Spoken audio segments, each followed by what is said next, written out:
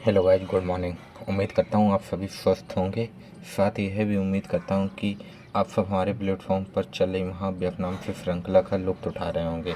वहीं हम आप सभी के सामने करंट अफेयर के नए मुद्दों को लेकर उपस्थित हैं, जिसमें हम आप लोगों को theme wise current affair cover कराएंगे। अब theme wise current affair cover कराने का प्राथमिक उद्देश्य तो यही है कि आप एक ही न्यूज को डिफरेंट दिनों पर, डिफरेंट डेज पर न्यूज में आते हुए देखते होंगे। तो थीम वाइज पढ़ने से यह होता है कि उस करंट को आप static portion plus current affair का मुद्दा प्लस PYQ के साथ साथ हम उसको कवर करते चलेंगे। और इसी के साथ करंट अफेयर के साथ साथ हम क्लास ख़त्म होने के बाद आपको पढ़ाए गए टॉपिक से संबंधित क्विज के फॉर्मेट में प्रश्न भी हमारे टेलीग्राम चैनल फ्यूचर ऑफिसर पर मिल जाएंगे। जिस लिंक चैनल की नीचे डिस्क्रिप्शन में दे दी जाएगी, आप उस चैनल के माध्यम से टेलीग्राम ज्वाइन कर सकते हैं और प्रश्नों का अभ्यास कर सकते हैं। अब आज का महत्वपूर्ण मुद्दा जो हम करंट अफेयर में जिस पर चर्चा करने जा रहे हैं वो है आपने एशियाटिक लाइन्स। सबसे पहला मुद्दा हम देखते हैं एशियाटिक लाइन्स। जैसा कि आपने देखा, डेट देखिए आप 21 मई 2025 एशियाटिक लाइन के बारे में सरकार द्वारा बताया गया। इसी के नीचे आप देखेंगे international big cat alliance. International big cat alliance इसे क्यों पढ़ना है? क्योंकि इसका संबंध इंटरनेशनल बिग कैट अलायंस का संबंध भी कहीं ना कहीं एशियाटिक कैट से है, तो हम सबको कनेक्ट करते हुए पढ़ेंगे। इसी के साथ साथ आप ये भी आप आर्टिकल देख सकते हैं 17 जून 2025 का, ये आर्टिकल 15 अप्रैल 2025 का।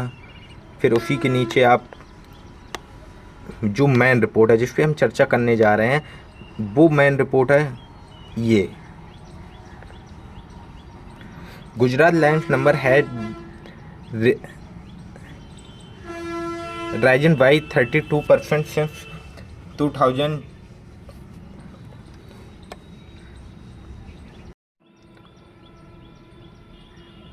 जो सबसे मेन रिपोर्ट है जिस पर हम चर्चा करने जा रहे हैं वो ये गुजरात लाइन्स नंबर है राइजन बाई 32% सिंस 2020। मतलब इसका क्या है कि जो गुजरात में लास्ट सेंसस लैंड सेंसस हुआ था, आपको हम बता दें, लायन सेंसस वो कब हुआ था? 2020 में। तो उसकी तुलना में 32% यहाँ बढ़ोतरी देखने को मिली है शेरों की जनसंख्या में। कितने परसेंट? 32%। इसको आप याद रखिएगा।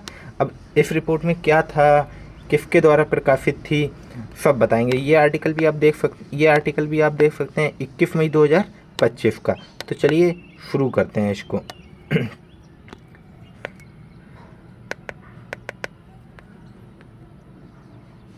आप लोगों के लिए सबसे पहले तो 2 क्वेश्चन PYQ,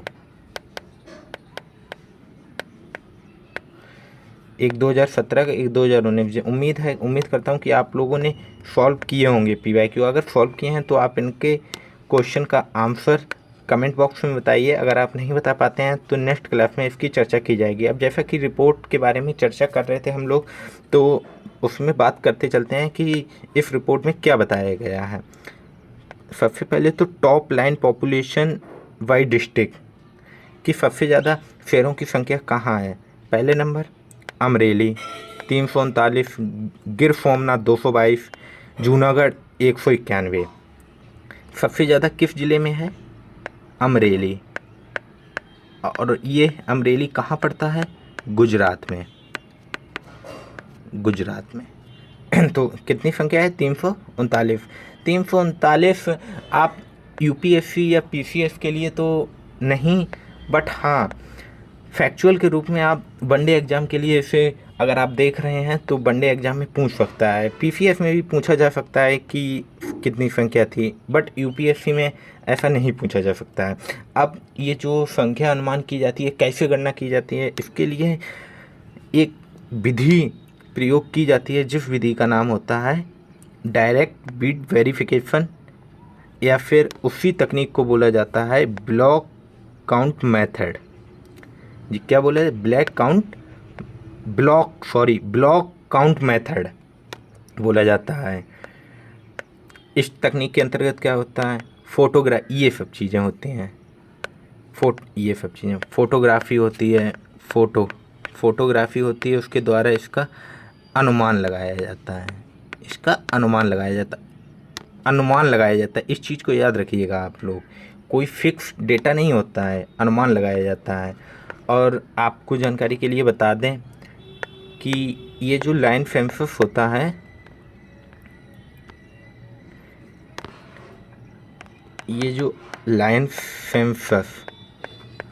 अगर आप देखेंगे तो एक्चुअल में ऐसी कोई सेंसस भारत सरकार द्वारा प्रकाशित ही नहीं होता है। इसे आम बोलचाल की भाषा में सेंसस बोला जाता है, आम बोलचाल की भाषा में, लेकिन यह अगर देखा जाए तो मुख्य रूप से क्या होता है? यह मुख्य रूप से असाइनमेंट होता है। अब असाइनमेंट क्या होता है? अब दोनों में अंतर जान लीजिए आप लोग पहले, असाइनमेंट और यहाँ पे सेंसस। क्योंकि ये असाइनमेंट ही एक तरीके से होता है। असाइनमेंट और उसमें सबसे बड़ा डिफरेंस अगर हम देखेंगे तो assignment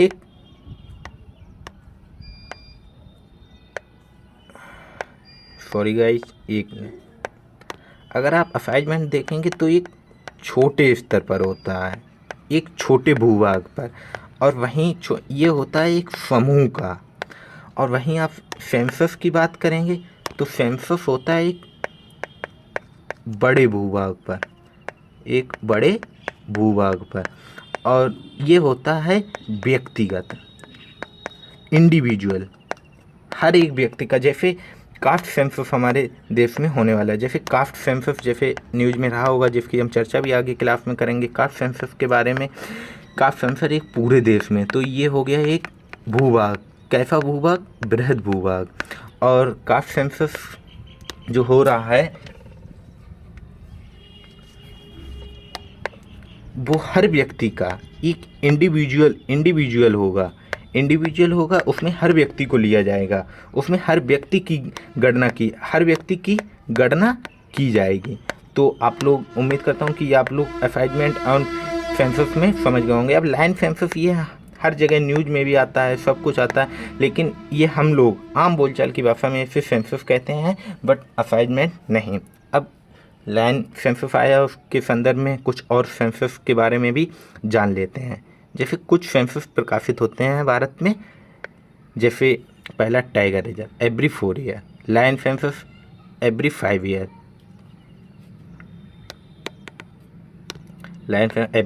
forest survey every 2 year, Gangetic dolphin every 1 year, rhino census Assam सरकार द्वारा every 3 year, elephant census every 5 year. अब यहाँ पे एक जानकारी आप लोगों की जानकारी के लिए बता दूं कि ये जो सेंसस होते हैं,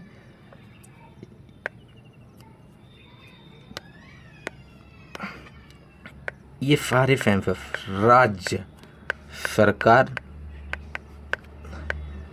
सरकार द्वारा, ना कि संघ या केंद्र सरकार द्वारा। ये जितने भी सेंसस कराए जाते हैं,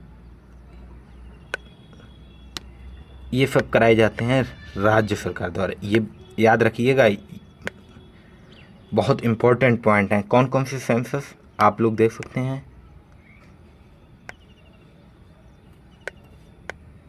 आप इसको नोट कर लीजिएगा। ये सब राज्य सरकार द्वारा कराए जाते हैं। वहीं केवल संघ सरकार द्वारा और पूरे नेशनल लेवल पे अगर कोई एक सेंसस होता है तो वो सेंसस केवल और केवल tiger census only national level पे कंडक्ट कराया जाता है। नेशनल लेवल पे कंडक्ट जो कराएगी वो केंद्र सरकार कराएगी, केंद्र सरकार, ना कि राज्य सरकार। केवल यही एकमात्र ऐसा सेंसस है जो नेशनल लेवल पे कंडक्ट कराया जाता है।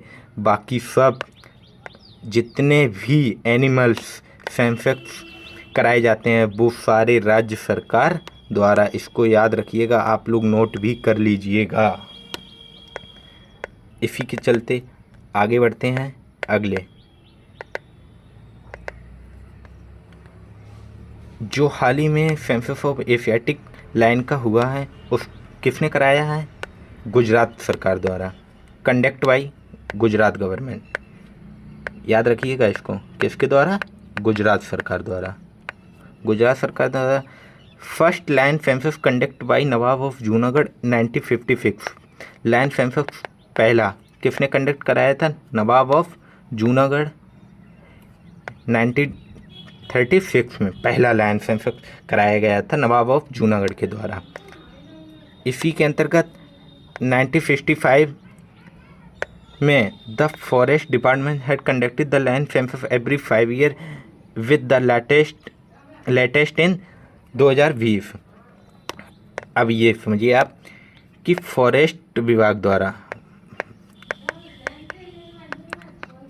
वन विभाग द्वारा प्रत्येक 5 साल में इसको कराया जाता है।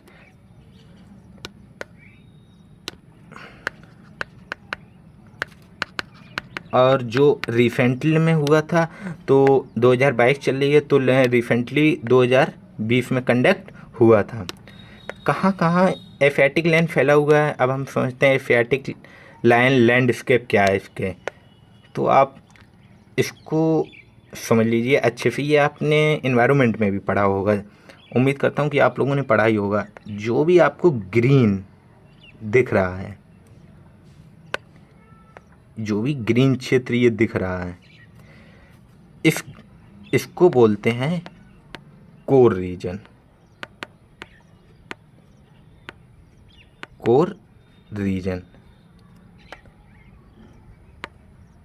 इसको बोलते हैं कोर रीजन। और जो भी बाहर, अब इसके अंतर्गत गिर सेंचुरी, गिर नेशनल पार्क और पेनिया सेंचुरी जो भी हैं। अब इसी के अंतर्गत गिरनार सेंचुरी और मिथिला सेंचुरी।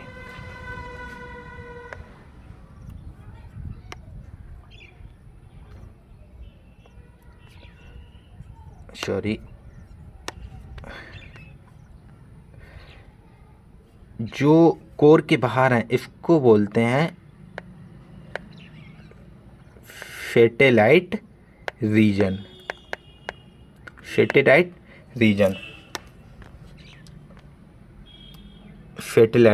यहाँ पे एशियाटिक लाइन की उपस्थिति है, यहाँ पे रहते हैं ये कोर रीजन में। कोर रीजन के बाहर भी हैं सैटेलाइट रीजन, जिसे बोला जाता है कोर रीजन के बाहर का एरिया, जिसे सैटेलाइट रीजन के नाम से जाना जाता है।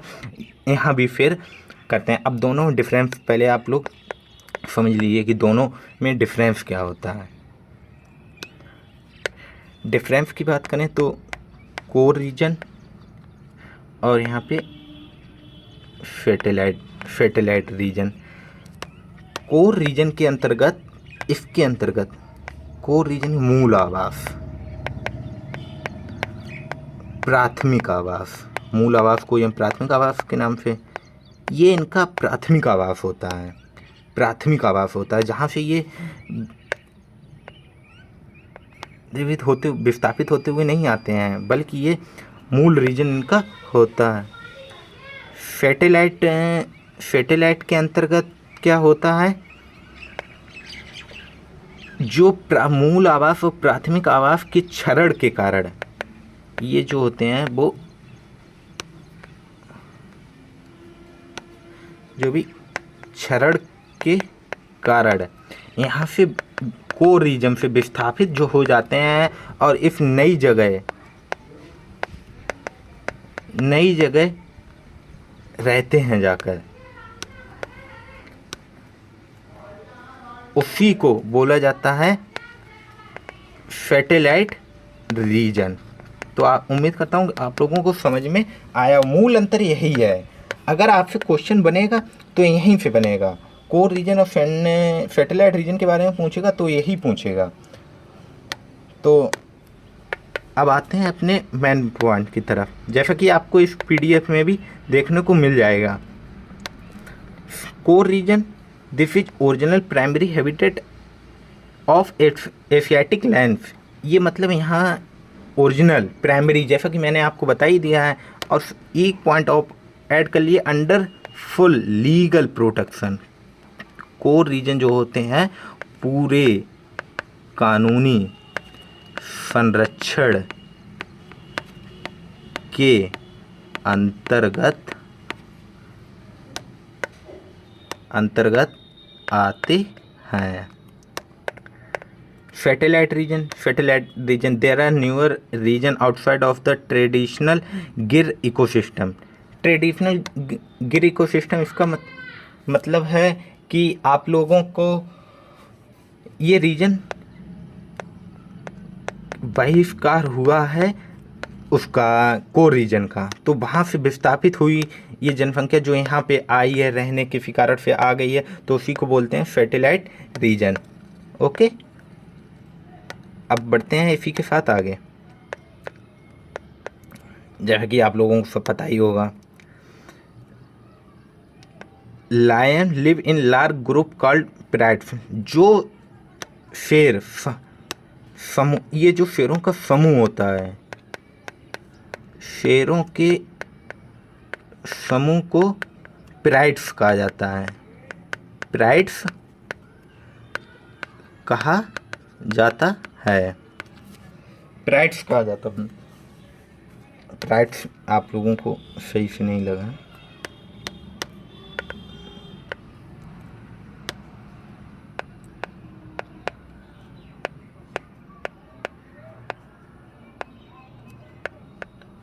प्राइड्स कहा जाता है। अब इन प्राइड्स का रोल क्या होता है? प्राइड्स का रोल अभी हम आगे देखेंगे। प्राइड्स का रोल क्या होता है, आप याद रखिएगा। Male lion can weigh over 500 pound and grow up the height 8 feet in the length. इनकी लेंथ कितनी होती है? 8 फीट। वजन कितना होता है? 500 पाउंड वजनीले होते हैं। जैसा कि हम सभी अगले पॉइंट की तरफ, ये दो हो गए। अगला point, known as the king of jungle. जैसा कि हम सभी लोग जानते हैं कि जंगल का राजा होता है, शेर जंगल का राजा होता है। Lion live in grassland, important point है, यहाँ से आपको क्वेश्चन आ सकता है। Live in grassland and plain not jungles. शेर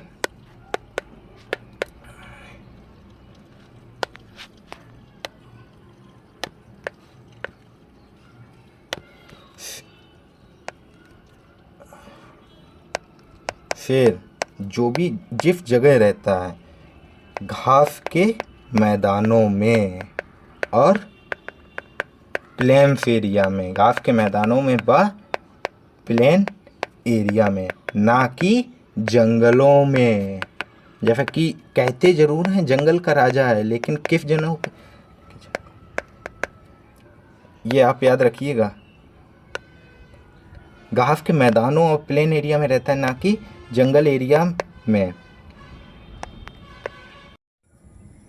इसी के साथ अगला पॉइंट देखते हैं। अगला पॉइंट, फोर्थ पॉइंट,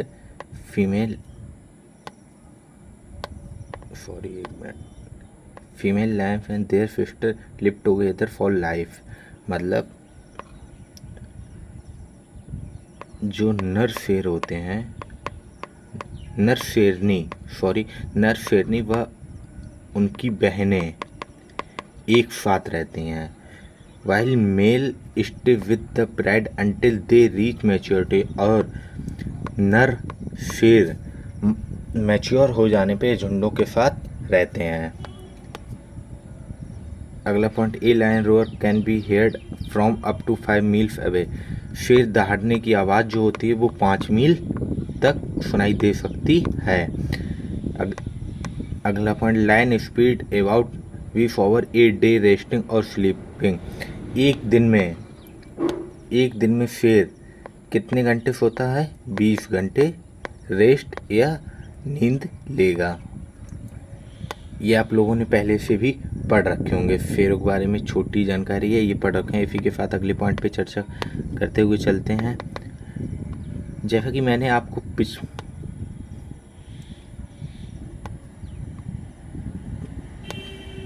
पीछे बताया है कि role within the prides, जो मैंने बताया कि शेरों के जो समूह होते हैं उन्हें प्राइड कहा जाता है। इसमें रोल क्या होता है प्राइड का? शेरनी, लायनिश शेरनी। इसका प्राथमिक कार्य क्या होता है? इसका प्राथमिक कार्य होता है प्राइमरी हंटर। पहला होता है प्राथमिक शिकारी के रूप में, and carry for the cup. दूसरा होता है इसका, पहला प्राथमिक शिकारी के रूप में, दूसरा होता है शावक जो होते हैं शेरनी के, शावकों की देखभाल करना, मेल्स जो होते हैं around neck defend the pride territory, defend the pride territory, मतलब ये जो इनका क्षेत्र होता है वो टेरिटरी को मार्क करते हैं कि ये इतना मेरा क्षेत्र है।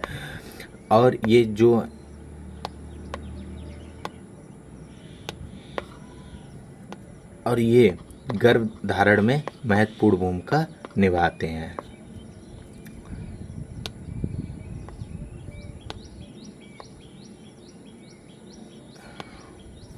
इसी के साथ अगला कम्युनिकेशन कैसे करते हैं। कम्युनिकेशन के बारे में जानते हैं कि शेर कम्युनिकेशन कैसे हैं। जैसा कि हम सब लोग जानते हैं कि कम्युनिकेशन के बारे में like row or, body language and scan marketing. जैसे शेर दहाड़, बॉडी लैंग्वेज के द्वारा, और सबसे बड़ी बात मार्क टेरिटरी करते हैं अपने पंजों के द्वारा एक क्षेत्र को मार्क कर देते हैं।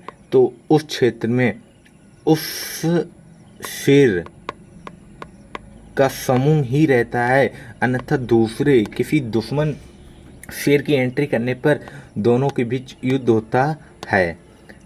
जैसे आप देख रहे होंगे लायंस यूज यूरिन मीन्स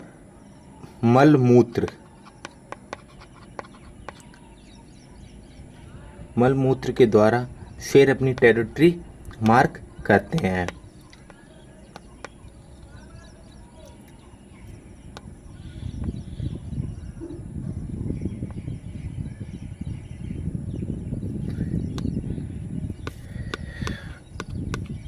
इसी के साथ अगले पॉइंट पे चर्चा करते हुए आगे बढ़ते हैं।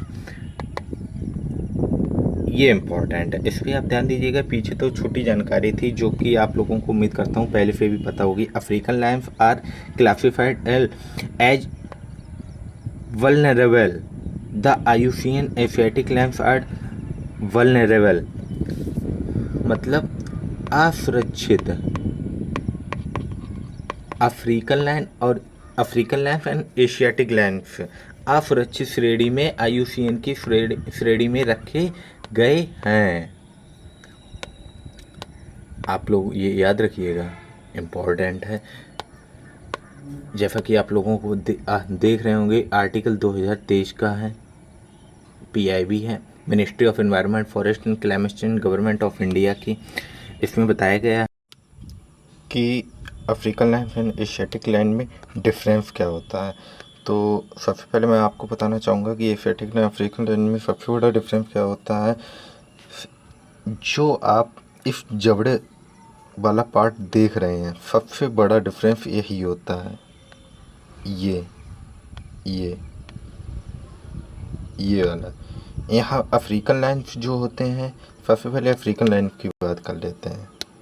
अफ्रीकन लायंस का जो ये हिस्सा होता है, यहाँ इसके बाल बड़े होते हैं, जो जबड़ा बोलते हैं, ये काफ़ी भारी होता है। जबकि एशियाटिक लायन के अंतर्गत ऐसा कुछ नहीं होता है। एशियाटिक लायन का ही नॉर्मल होता है, जबड़ा नॉर्मल होता है, जिससे कि दिखने में भी अफ्रीकन लायंस ज़्यादा भयंकर लगते हैं और एशियाटिक लायंस उनकी तुलना में कम। लेकिन अगर स्वभाव की बात की जाए तो अफ्रीकन लायंस जो होते हैं वो ज़्यादातर शांत स्वभाव के होते हैं, लेकिन एशियाटिक होते हैं वो एकदम खूंखार प्रवृत्ति के लायंस होते हैं। लेकिन ये कोई प्राथमिक नहीं है, लेकिन हाँ ऐसा देखा जाता है। और दूसरा अंतर अगर आप देखना चाहेंगे तो आप फुल फ़ोटो निकाल के देखिएगा आप लोग गूगल से। दूसरा सबसे बड़ा कि एशियाटिक लाइन के जो इस एशियाटिक लाइन के शरीर पर मतलब पेट वाले हिस्से पर जो फोल्ड होते हैं स्किन के वो देखने को मिल जाएंगे, जबकि अफ्रीकन लाइन में ऐसा कुछ नहीं है, फोल्ड देखने को नहीं मिलेंगे। एशियाटिक लाइन में फोल्ड देखने को मिल जाएंगे। और मेल एशियाटिक लाइन्स ये होता है उसका मेल लाइन्स की अगर बात की जाए तो उसका वेट 160 से 190 केजी होता है। और वहीं एशियाटिक लाइन में अगर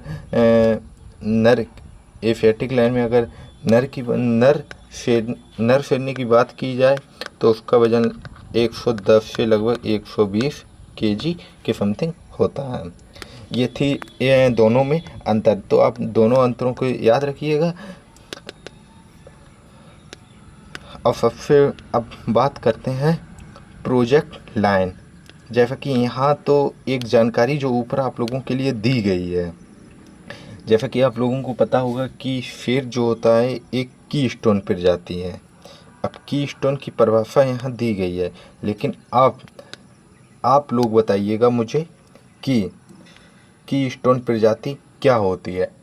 कोई डेफिनेशन के रूप में नहीं, कहीं गूगल से नहीं, आप अपनी ईमानदारी का पूरा परिचय दीजिए। जैसे कोई भी टीचर आपको समझाने के क्रम में जैसे समझाता है आम भाषा में, आप लोग उसी तरह की स्टोन की एक विथ एग्जाम्पल एक डेफिनेशन बताइएगा, कमेंट बॉक्स में बताइएगा। और उसके बाद मैंने आप लोगों को 2 PYQ भी दिए हैं, वो भी सॉल्व कीजिएगा, उनके भी आंसर कमेंट बॉक्स में बताइएगा। अब इसी के साथ जुड़ा हुआ है प्रोजेक्ट लायन। क्योंकि हम लायन के बारे में बात कर रहे हैं तो हमने आप लोगों को जैसा कि पहले ही कहा था कि लायन के बारे में पूरी जानकारी बात करेंगे। जितने भी प्रोजेक्ट चले होंगे, जो भी सब कुछ होगा, project lion prime minister Modi द्वारा 15 अगस्त 2020 को चलाया गया था। अर्थात आने वाली 15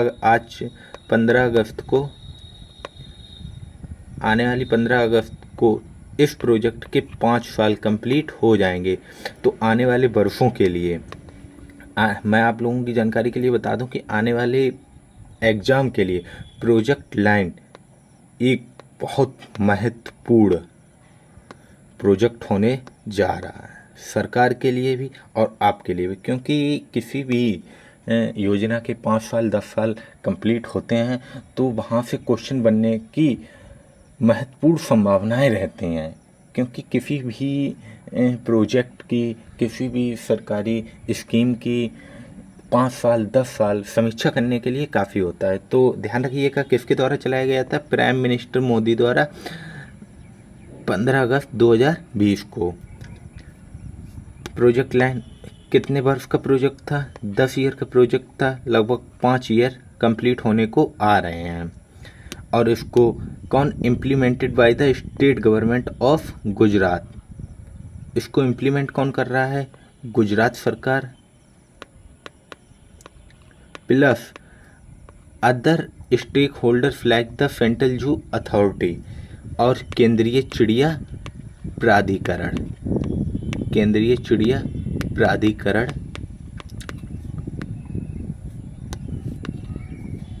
इसको देख रहे हैं। अगर आप लोगों को यहाँ पे नहीं समझ में आ रहा हो तो हम आप लोगों को इधर भी बता सकते हैं। वेट कीजिएगा, आप लोग थोड़ा बता दे रहे हैं अभी आप लोगों को। यहाँ पे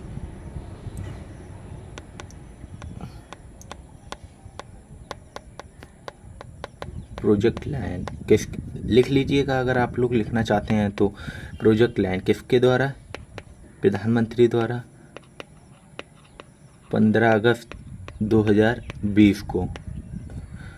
किसके द्वारा इम्प्लीमेंट किया जा रहा है? Gujarat government plus central zoo authority, केंद्रीय चिड़ियाघर प्राधिकरण के द्वारा इम्प्लीमेंट किया जा रहा है। कितने ईयर का प्रोग्राम है? 10 ईयर प्रोजेक्ट है।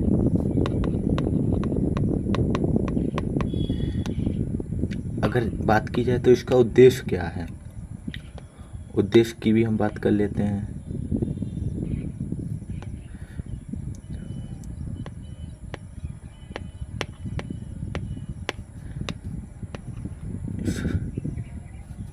सबसे पहला उद्देश्य अगर किया जाए तो इसकी आवास में जो क्षति हो रही है, आवास में क्षति को रोकना, जो भी लैंड के आवास की क्षति हो रही है उसको रोकना। दूसरा आप लोग देख रहे होंगे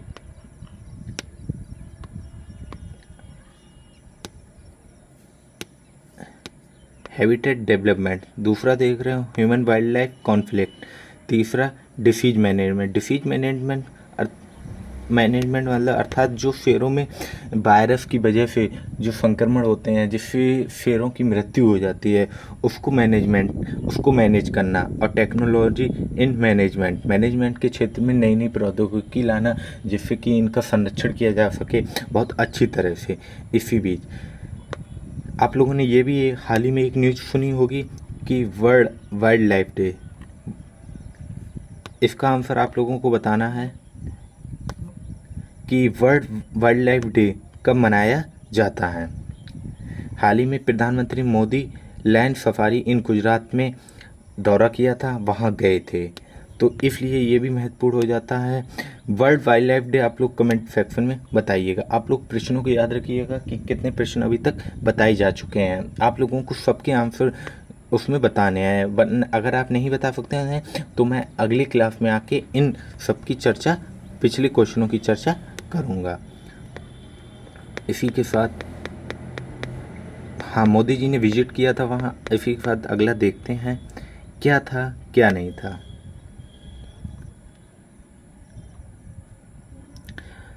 वर्ल्ड वाइल्ड लाइफ डे पे नरेंद्र मोदी जी ने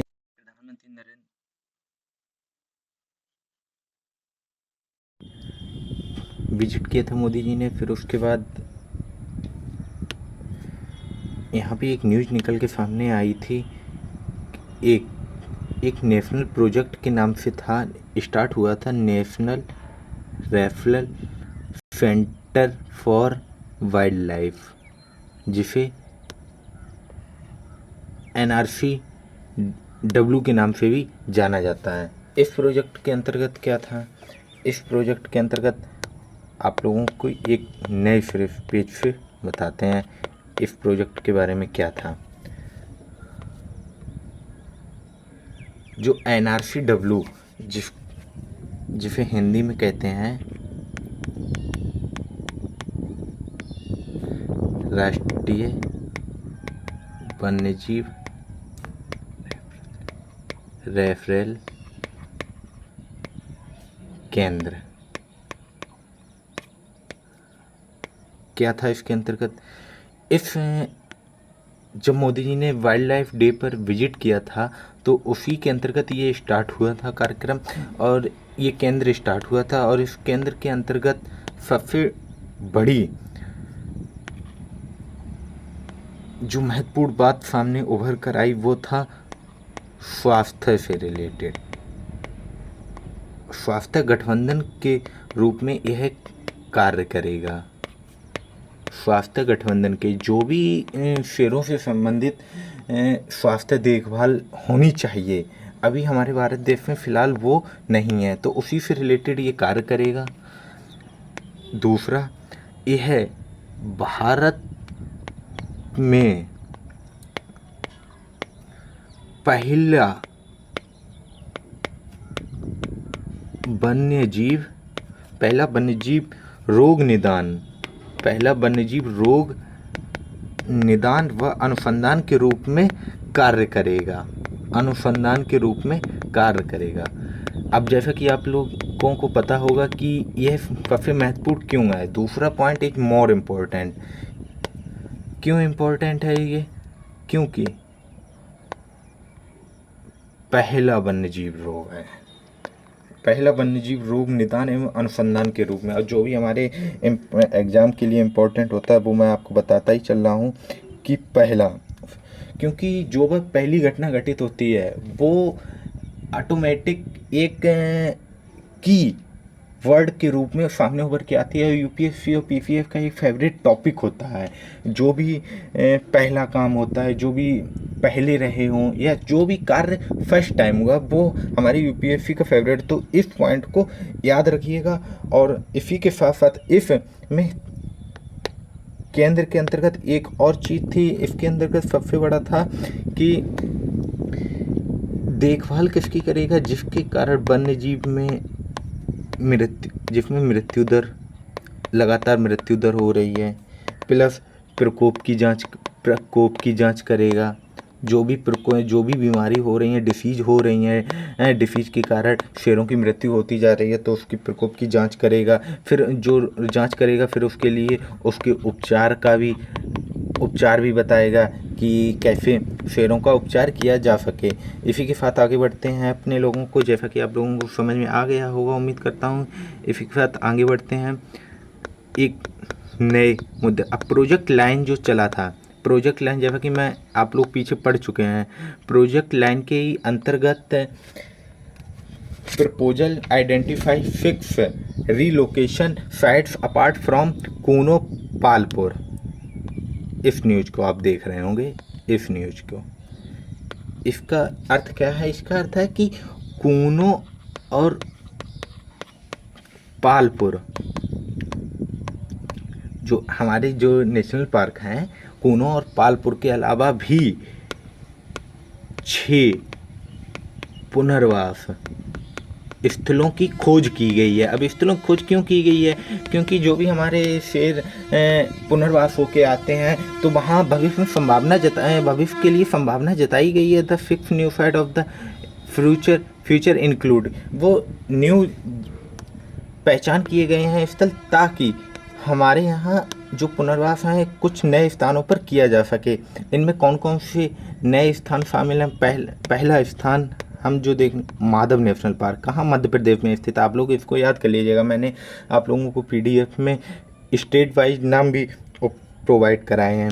Madhav national park, Sita Mata wildlife sanctuary, Mukundra hills, Gandhi Sagar, Kumbhalgarh और जो लास्ट है Jessore Balaram Ambaji wildlife sanctuary व आसपास का प्रदेश गुजरात। तो आप लोग इसको याद कर लीजिएगा। ये भी एक आपके लिए इम्पोर्टेंट हो जाता है। ये वनडे एग्जाम के लिए इम्पोर्टेंट हो जाता है, मिलान करने के लिए आ जाते हैं, तो उस वजह से ये हो जाता है।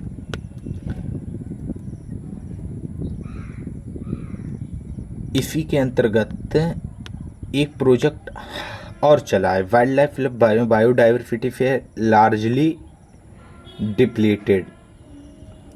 ये काफ़ी इम्पोर्टेंट है। जैसा कि हम सभी लोग IUCN के अंतर्गत रेड लिस्ट को पढ़ते हैं। रेड लिस्ट में जैसे सुरक्षित, असुरक्षित, श्रेणी, संकटग्रस्त जो भी डाली जाती है, ऐसी एक श्रेणी होती है IUCN new green status assessment for the lion in Africa and India. जो भी अफ्रीका और इंडिया में जो शेर हैं उनके लिए IUCN ने एक नई लिस्ट तैयार की है, जिसे बोला जाता है ग्रीन स्टेटस लिस्ट के नाम से भी जाना जाता है। इस ग्रीन स्टेटस लिस्ट में क्या है ये जानते हैं हम लोग कि इसके अंदर launch by IUCN as A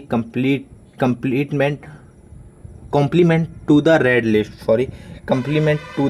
list, उसी के पूरक, complement to the red list मतलब उसी के पूरक रेड लिस्ट की पूरक ही ग्रीन को स्टार्ट किया गया। किसके द्वारा स्टार्ट किया गया? IUCN के द्वारा। और इसका उद्देश्य क्या है? जैसा कि उद्देश्य हमारे एग्जाम का फेवरेट टॉपिक है, जो वो पूछते यूपीएससी जब भी PCS जब भी पूछता है, उद्देश्य ही पूछता है, to assess a species recovery and conservation impact, not just extinction risk. जो भी स्पीशीज मिलती है उसकी रिकवरी करना, प्लस उसका कंजर्वेशन संरक्षण प्रभाव को देखना कि जो भी हम संरक्षण कर रहे हैं उसका प्रभाव क्या हो रहा है।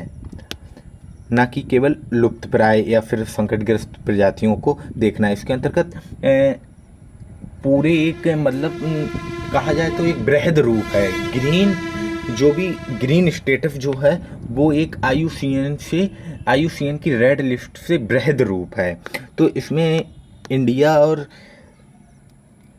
अफ्रीका के शेरों को देखा जाए तो किस श्रेणी में आते हैं, ये आते हैं यहाँ पे लार्जली डिप्लेटेड, काफ़ी गंभीर स्थिति से गुजर रहे हैं अफ्रीका और इंडिया के शेर। अफ्रीका व इंडिया के शेरों की स्थिति किस श्रेणी में स्थित है, लार्जली डिप्लेटेड।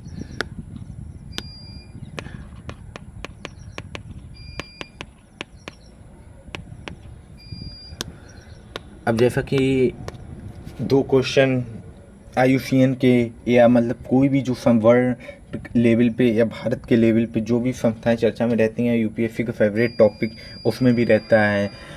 इसीलिए UPSC इतना डायमेंशन एग्जाम बन जाता है। इसीलिए हमें एकदम स्टैटिक पार्ट पढ़ते हुए प्लस करंट अफेयर का मुद्दा PYQ सॉल्व करने की ज़रूरत पड़ती है, वरना कोई क्यों आपको पढ़ाएगा। और इसीलिए यही UPSC की मांग भी है। अब IUCN के बारे में चर्चा की है, हमने बताया कि आपको IUCN द्वारा स्टार्ट किया गया है ग्रीन स्टेटस ऑफ स्पीसीज वगैरह के बारे में। अब इसी के चलते हम जो देखते हैं IUCN क्या, international union for conservation of nature, ये इसकी फुल फॉर्म है। अब इसको देख लेते हैं। कब इसके स्थापना हुई थी, 1948 में इन फ्रांस में स्थापना हुई थी। और इसका हेडक्वार्टर कहाँ है, हेडक्वार्टर जैसा कि आप लोगों को पता होगा ग्लैंड स्विट्जरलैंड का शहर है, वहाँ स्थित है। इसमें कौन कौन है, NGO भी है, नेशन भी हैं, गवर्नमेंट एजेंसियाँ भी हैं, एक्सपर्ट भी हैं, इंडिजीनियस पीपल भी हैं। मतलब ओनली गवर्नमेंट कहा जाए तो गवर्नमेंट नहीं है, इसमें NGO, राष्ट्र, नेशंस, एक्सपर्ट लोग, ये सब लोग इसमें शामिल हैं। तो एक बहुआयामी संस्था है। उद्देश्य क्या है इसका, उद्देश्य की बात की जाए, जस्ट वर्ल्ड है dead values and conserve nature. जो हमारे वर्ल्ड के मूल्य हैं, मूल्यों को प्लस प्रकृति को संरक्षित करना, मूल उद्देश्य इसका यही है। अब उसके बाद आप लोग नीचे देख ही रहे होंगे 3 ऑब्जेक्टिव दिए हुए हैं। तो ऑब्जेक्ट को आप लोग कर भी सकते हैं, प्रोवाइड साइंटिफिक डाटा और स्टेटस ऑफ स्पीसीज, जो भी डाटा IUCN डाटा है, साइंटिफिक डाटा उपलब्ध कराता है हमें और स्टेटस बताता है स्पीसीज का स्टेटस कैसा है, सुरक्षित है, असुरक्षित है, संकटग्रस्त है। दूसरा address factor affecting species conservation and spread awareness, इसके बारे में जागरूकता, कंजर्वेशन के बारे में जागरूकता फैलाना। स्पीसीज जो भी एड्रेस फैक्टर अफेक्टिंग करते हैं, जो भी प्रभाव डालते हैं स्पीसीज वगैरह पर, जो भी नकारात्मक होते हैं उनको बताना। इसी के साथ साथ layout plan for the conservation of biodiversity को संरक्षित करते हुए इसका एक मूल उद्देश्य है। अदर प्रायोरिटीज एरिया आप देख रहे होंगे, फोकस ऑन क्लाइमेट पे भी बात करता है IUCN। Sustainable energy, human wellbeing, green energy, biodiversity, ये इसके विविध आयाम हैं। लेकिन अगर इनको देखा जाए तो ऊपर वाले जो भी आयाम हैं, ये हैं इम्पोर्टेंट, यही मैन है। आप इन पे भी हैं, ऐसा नहीं है कि इन पे UPSC क्वेश्चन नहीं पूछ सकता है, यहाँ पे UPSC क्वेश्चन पूछ सकता है। इसी के साथ आप लोगों की क्लास ख़त्म हुई, काफ़ी लंबी क्लास हो गई, उसके लिए क्षमा चाहता हूँ आप लोगों से। लेकिन हाँ, अगर आप लोगों को क्लास पसंद आई है तो उसके लिए थैंक यू। और इसी तरह आप लोग हमारी क्लास में और आते रहिए। और इसी के साथ थैंक यू ऑल।